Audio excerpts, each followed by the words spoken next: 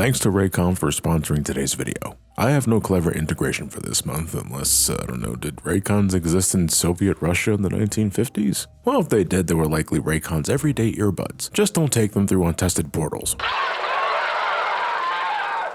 Oh no. Anyway, the everyday earbuds are not only super comfortable to wear thanks to their optimized gel tips, fitting whatever shape your ears take, and they also ensure they ain't falling off your ears anytime soon. They last over 8 hours of playtime, have 32-hour total battery life thanks to the rechargeable carrying case, and start at about half the price of other premium audio brands, rocking over 49,000 5-star reviews on their site. The people have spoken, but I can't hear them because I use Raycons during my workout and yoga sessions, and I'm not sorry. Although you can switch between noise isolation and awareness mode with just a simple toggle if you really want to hear Jeff's terrible Sonic Frontiers take while listening to a podcast. Raycon, as always, is offering all my viewers a great deal. Click the link in the description below or go to buyraycon.com/somecallmejohnny to save 15% off your next Raycon purchase. Now more than ever, your support is greatly appreciated, so thank you as always.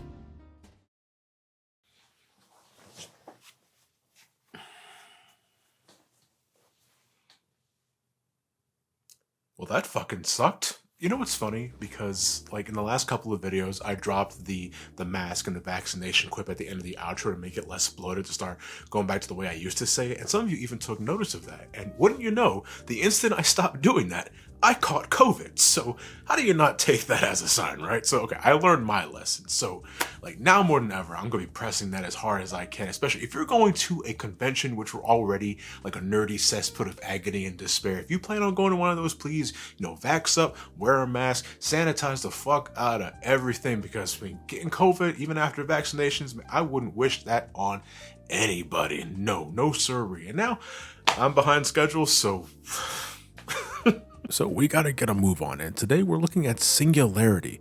This was donated to me quite a while ago, I remember that much, and it's on the Xbox 360. However, I found out that it was also released on PC, and learning that this was a first-person shooter, I decided to purchase the game for myself on Steam since I wanted keyboard and mouse controls for this. I mean, I just got it for FPSs. The game is fine on controller, but it's odd. The keybinds are generically labeled. Nothing is marked as X or Y or B. Even the bumpers, no, they're marked as Pad 1, Pad 2, Pad 3, etc, etc. I'd expect this from an early PC game, but Singularity was 2010, and yeah, that was 12 years ago, but the PC market was already healthy around that time, yeah? Singularity has the distinction of being one of the last, if not the last, original game developed by Raven Software, who you might remember from those X-Men Legends games I reviewed years back. Their resume was certainly colorful, I'll give them that. Ice Bridges. In the early 2010s, they would essentially be absorbed into Activision and became solely focused on developing Call of Duty games, since that was the company's premier franchise at the time. From what I gathered, this was on the cards for a while, but a big factor mainly stems from 2009's Wolfenstein,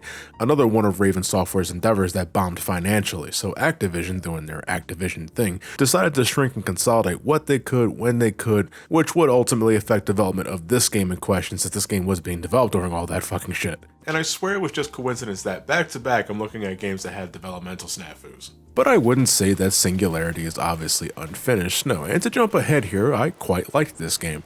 Like Vex, I consider it a complete enough package, and nowadays you don't even have to shell out full price for it. But you don't have to dig deep to see the cracks in the seams. And let's start with the plot first, and bear with me, there's time travel in this, and I know I'm going to butcher some of these names, so I'll do my best. In the 1950s, with America gaining the edge as a superpower with the discovery of the atomic bomb, the Soviet Union was looking for a means to give themselves a leg up, which would eventually lead to them discovering a new element named E99 on Katorga 12, an island not too far off of the Russian mainland. Two leading scientists would yearn to use E99 for their own means. Nikolai Demichev, who would use it to conquer the world with an iron fist, while Viktor Borisov would develop technology that would benefit Soviet power, but he's also constantly being pressured by the higher-ups to accelerate his research, even going as far to develop the TMD, the time manipulation device. The two would work together long enough to create the Singularity, the fruit of their E99 research that, I guess would help them both achieve their dreams. I don't remember if they actually go into what the Singularity actually does, but it doesn't matter since it unfortunately blows up in their face after a meltdown that you later find out was your doing because time travel is fucking wacky. But in the present day, a United States Special Force squad led by Nathaniel Renko is sent to investigate extreme radiation signatures stemming from the former Katorga 12. However, upon getting close, a sudden temporal distortion sends Renko to the past, where he ends up rescuing the life of Nikolai Demichev, who originally was supposed to die in the Singularity aftermath. Unfortunately, tampering with past events sends Renko into an alternate future where Demetrov rules with an iron fist, and, noticing that Renko hasn't aged a day in over 50 years since he rescued him, concludes that this must be the work of Borisov's TMD, which Nikolai wants for himself. But thankfully, interference from Mir 12, a shadow group dedicated to helping Renko do their part and save Renko from an untimely execution. You know, shame about Renko's partner, he didn't last long. Renko, with the help of Catherine of Mir 12, who might as well be the only active member of the fucking thing, and Viktor Borisov himself, worked together using the TMD to travel back and forth through time to prevent this alternate timeline from ever existing. You know what? It's like Back to the Future 2, but instead of Biff and the Sports Almanac, it's Nikolai and E99, and I'm not fucking kidding, Back to the Future 2 is all I kept thinking about. Singularity is one of those games that isn't hard to digest what's happening on screen, but it's so hard to explain the chain of events given how you're constantly jumping back and forth through time, inadvertently or otherwise, and how you gotta deal with the sudden turn of the tides. For what it's worth though, I still enjoyed the ride. That's what it basically amounts to. It's an FPS roller coaster where almost everything happens in real time for full immersion, and to its credit, there's several decent set pieces that left a lasting impression. Like everything involving that boat sequence where you reconstruct it using the TMD, and then after exploring it for a bit, you have to haul ass to escape it as it begins to deteriorate again. That was a great bit. And the boss fights, as starved as this game is for them, are still pretty cool. There's more to this game than just shooty bang bang, though that is how you solve most things here anyway. It's a cocktail of other games too. BioShock is in here, a bit of Fallout, especially with the beginning when you load up those propaganda films about the benefits of E99, complete with those whimsical slides. That kid is fucking dying. I caught some Half-Life in there too, at least. Half-Life is what I immediately think of whenever I see a gravity gun. Derivative isn't the word I'd use though. I get the feeling that Raven Software was merely paying respect to these properties, since they were beloved classics at this time. Or I don't know, maybe they were desperate and just wanted to make something that'll help make that Wolfenstein money back, but I like to be a little more optimistic than that.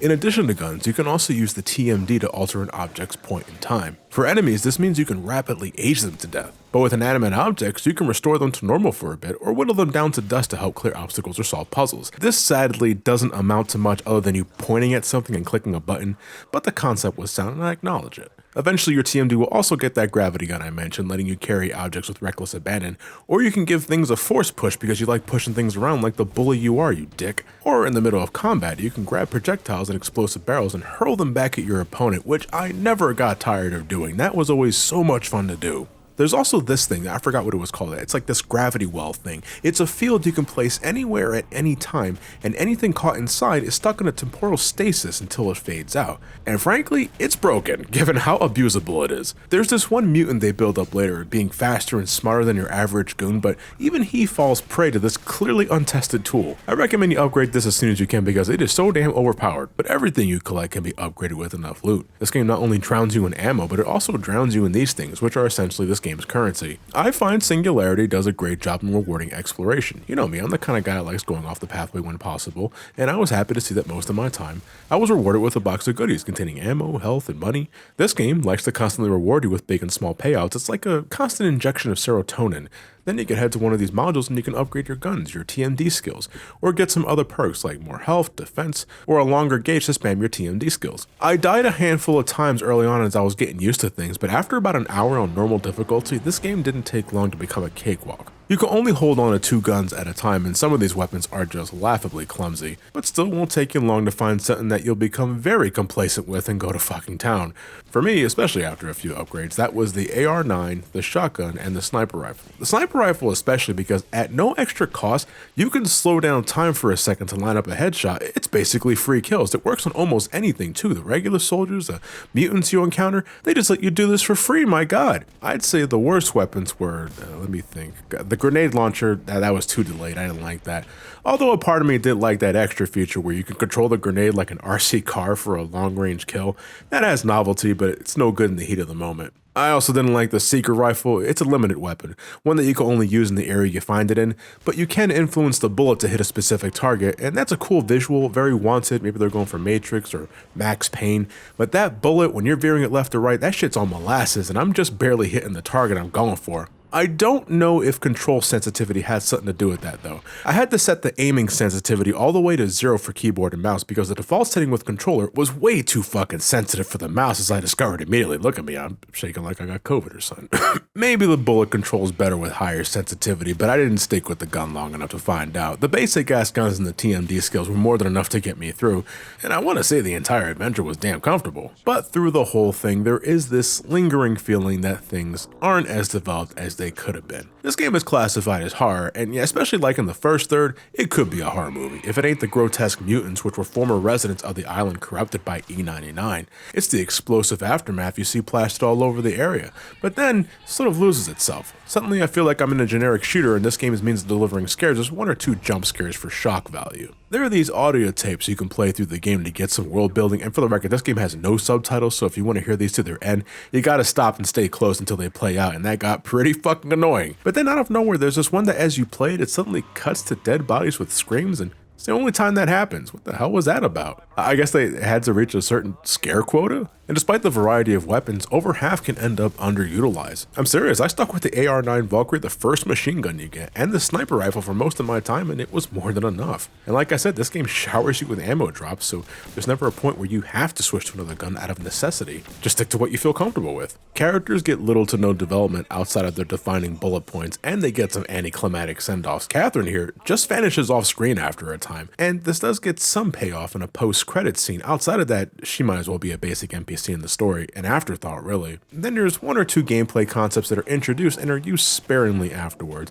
I'd argue that this makes every area of Singularity unique, to keep you on your toes, but I feel there's never like a rock solid sense of escalation. Like you get more story beats, sure, but you really are like gameplay wise just going through a bunch of linear tunnels and going through the motions the same way each and every single time. The TMD especially needed to be more than a point and click interaction. I was caught off guard when this game suddenly ended. Before I knew it, I suddenly had to make a choice of how I wanted the game to end, and let me just say all these endings are about as deep as an arcade ending in Mortal Kombat. I honestly don't get why folks would side with Nikolai when he's been nothing but a complete dickhead throughout the whole game on the rare occasion where he actually shows up, and even then he has little interaction with the player on top of that. Why would I join this man? He's clearly the bad guy. There wasn't enough fleshed out in the story to set up this moral conundrum better, I feel. Bearsoft isn't much better, though it's strange because this dude is nothing but helpful through the whole game and a general chum, but his ending implies that he conquers the world through his technology and leaving us with a world that it's honestly not much different than before, but you know something is off when your supposedly American squad buddy calls you comrade, implying that this world, despite things being better off,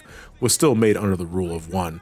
But I never got that Bearsoft wanted to conquer things with his technology, so I don't know, more time needed to be spent fleshing that side of him out, because this, in my eyes, comes out of nowhere. Singularity may be underdeveloped, and it certainly isn't winning points or originality anytime soon, back when it was new and in 2022. But for $30, you can most certainly do worse, and it's not terribly long either. It took me about 6 hours to complete it. That would have been 5.5, but I had this strange glitch where Bearsoft just fucking vanishes off the face of the earth in the middle of a dialogue, and I spent an ungodly amount of time just searching around the immediate area wondering, where the fuck did he vanish to? He starts talking and I hear his voice immediately trail off.